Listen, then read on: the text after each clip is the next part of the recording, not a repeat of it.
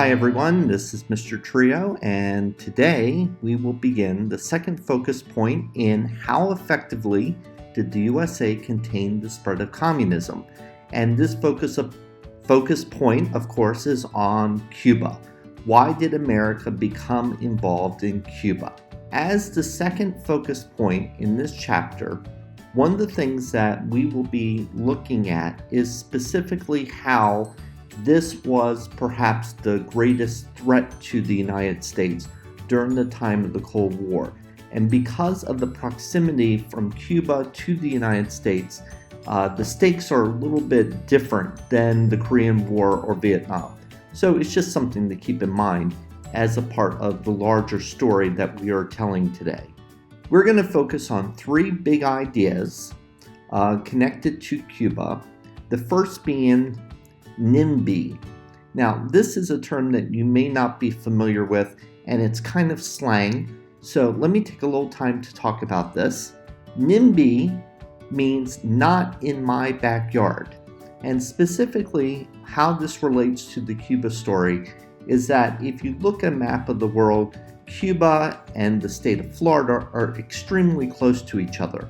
So the United States was very concerned about what was happening in Cuba, perhaps more than other places in the world, specifically because of how close it was to the United States border.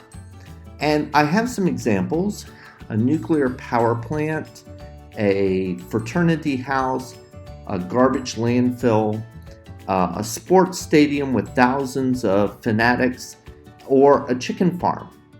Now, I think that we could have a debate on how valuable each of these different things is. Nuclear power provides clean power for millions of people. Of course, we need a place to put our garbage, and chickens need to be raised somewhere.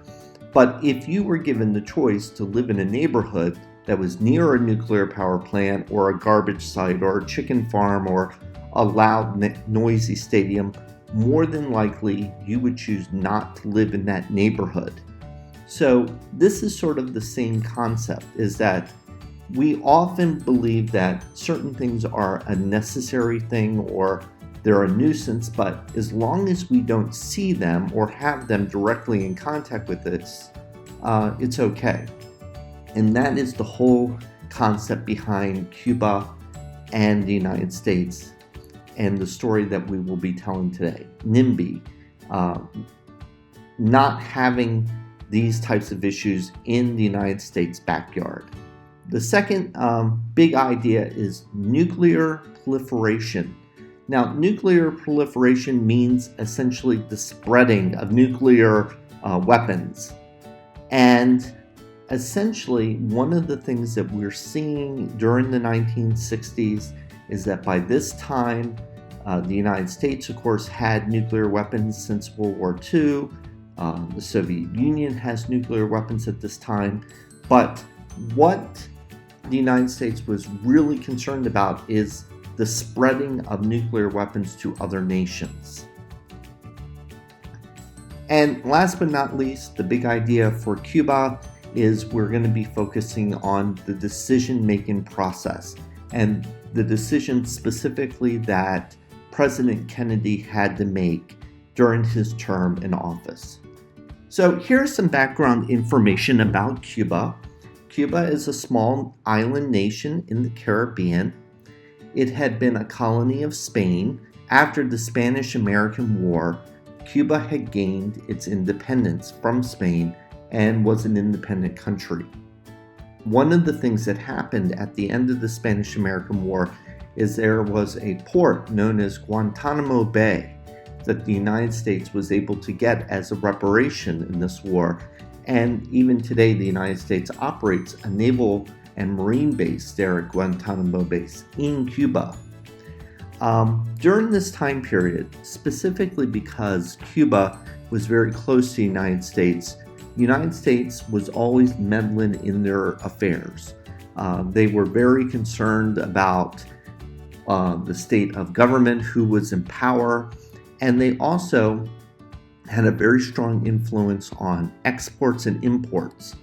Most of the things that were exported from Cuba at the time. Sugar and tobacco being the two big ones, mainly went to the United States, and Cuba purchased most of its imported goods from the United States.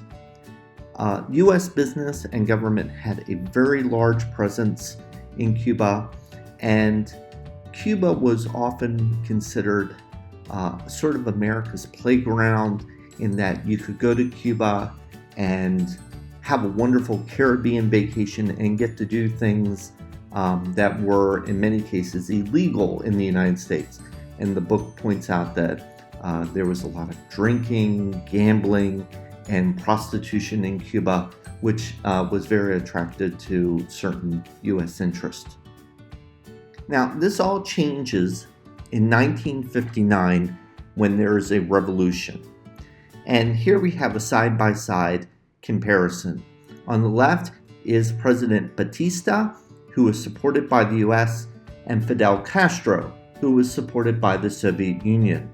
And these two individuals represent capitalist on the left and communism on the right. Now, the thing about Batista is that in many ways he was a puppet leader. He was essentially doing the will of the American government. And it also should be pointed out that his administration was very corrupt. They were closely aligned to organized crime, and they were individuals that were in the government that suppressed people's rights. They were brutal. They would throw people in jail without trial. And many people in Cuba saw this overarching presence as an evil. And it's one of the reasons why Fidel Castro was able to gain so much support in his revolution. Now, it's important to point out that Castro initially began his regime by trying to bring equality to the people, better health care, break down the systems of organized crime, and essentially cut out the foreign influence that was in Cuba. At this point, they were not very dependent upon the Soviet Union, but as tensions escalate, essentially one of the things that happens is Castro becomes more and more dependent upon the Soviet Union. Now, one of the critical first steps in the tension between the United States and Cuba is known as the Bay of Pigs invasion. The Bay of Pigs is a beach along the coast in Cuba, and in the late 1950s, after the revolution, when President Eisenhower was still in office, they started to put into the works to essentially invade Cuba and take the government back from the communists and make it once again a capitalist country under U.S. control. And this plan never came to fruition during the time of the Eisenhower administration, and it was essentially a plan that was inherited by the new president, John F. Kennedy. Now, the objectives are pretty straightforward. The first thing is that they wanted to overthrow the communist government. They wanted to put a new president in power who was friendly to the United States. And they also wanted to use Cubans that were in exile to fight for them. And Kennedy was working hand in hand with the Central Intelligence Agency of the United States to kind of put these objectives into play.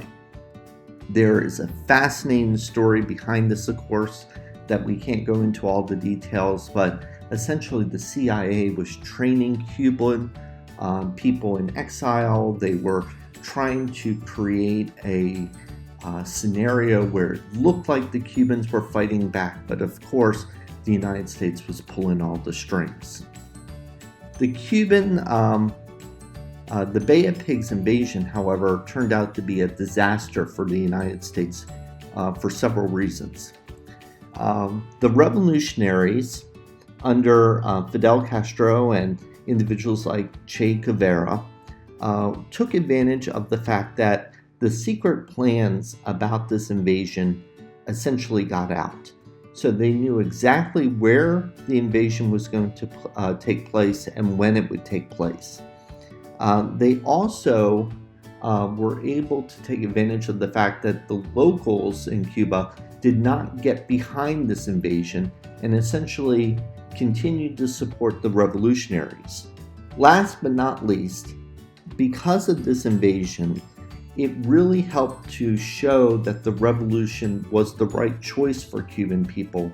And although the revolution had been a little weak prior to the invasion, as Che Guevara would later say, after the United States tried to invade, this is what made their revolution even stronger. This was a tremendous disaster for President Kennedy early on in his administration, and it really showed how much of a failure the United States was at trying to control other countries during this Cold War era. Essentially, the next year, President Kennedy would be faced with another challenge. And once again, this would be in the small island nation of Cuba. It was during that time that spy planes, known as a U-2, were flying over Cuba doing surveillance, and they started to recognize certain things, such as the fact that missiles were being placed in Cuba, and these missiles were from the Soviet Union, and these were nuclear intercontinental ballistic missiles. So President Kennedy immediately sprang into action in order to address this issue. Now, just as a reminder, here we have in our map the island of Cuba in red. What did it mean to have nuclear missiles in Cuba?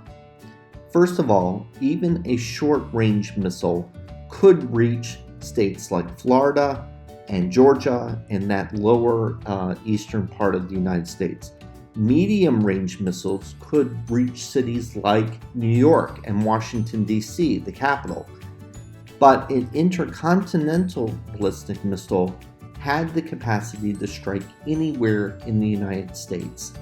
So President Kennedy saw this as a direct threat to the United States, and even though it was Cuba, he understood that essentially it was the Soviets playing this Cold War game in order to show that they could get an advantage over the United States. Now, let's get into this decision-making process that we talked a little bit about in our big ideas. Essentially, we have on the far left defensive decisions and aggressive. And we're going to talk about sort of that scale of from defensive to an aggressive stance. No action by President Kennedy would have been seen as a weak position, but perhaps would have been one that more than likely would have kept the peace, but more than likely in the future would have emboldened the Soviets to do even more aggressive things. The next step is for President Kennedy and the Premier, Khrushchev, the Soviet Premier, to talk about negotiations. What can the United States do, such as remove nuclear weapons that they had in Turkey in exchange for removal of the Soviet missiles in Cuba. The United States could openly threaten Cuba or the Soviet Union with military action. They could blockade the island, or essentially not allow anything into Cuba or anything out. They could strike Cuba with a very sophisticated airstrike using bombers. Or, last but not least, the most aggressive is to essentially send ground troops into Cuba and take the island by force. So think about this spectrum, as I mentioned in previous discussions, about all these decisions that Kennedy had at his disposal, and each one of these, of course, would have a different consequence of where we would fall. Now, it is often stated that the Cuban Missile Crisis is the closest that the world has ever come to full-out nuclear war between two nations. And I think it's important to discuss sort of how close the tensions were. In October, 22nd of October, that is when Kennedy announces to the American people that there are nuclear weapons in Cuba. The next day, Kennedy begins the process of preparing for an attack, looking at that decision-making process of if he has to go to those extremes, what it will take to create a blockade, what type of military support would be needed for a strike. Keeping in mind, however, the disaster that was the Pigs invasion, more than likely Kennedy was very reluctant to actually try a military strike, considering that it had been such a failure the first time around. And second, because nuclear weapons are now at play, the stakes are so much higher. On the 25th of October, Kennedy raises the DEFCON level to 2. And this is a system, DEFCON is essentially a state of readiness, which says where the United States is as it prepares for war. If you raise the DEFCON level to 1, that means that the country is at war at that point. So 2 is very close to, right on the edge of just before war. One of the things that happens by the 26th, however, is that Khrushchev kind of says, let's cool things down, perhaps things have gotten a little too far, and open negotiations begin to discuss the removal of Soviet missiles. But the very next day, one of the things that happens is that one of these U-2 spy planes is shot down. And it is at this point that the United States and the Soviet Union come within a hair's breadth, essentially, of going to nuclear war with each other. The Soviets have nuclear weapons in Cuba, the United States has nuclear weapons ready, and if there had been one more incident, essentially, the United States and the Soviet Union could have tried to blow each other up. Finally, on the 28th of October, Khrushchev announces the return of the missiles from Cuba to the Soviet Union, and there were a lot of back deal negotiations taking place at this time in order to ensure that the United States would not go to war. The United States would also agree to remove its missiles in Turkey, for example, as a part of the conditions of this negotiation. So that is how close the world came to a nuclear war in the 1960s.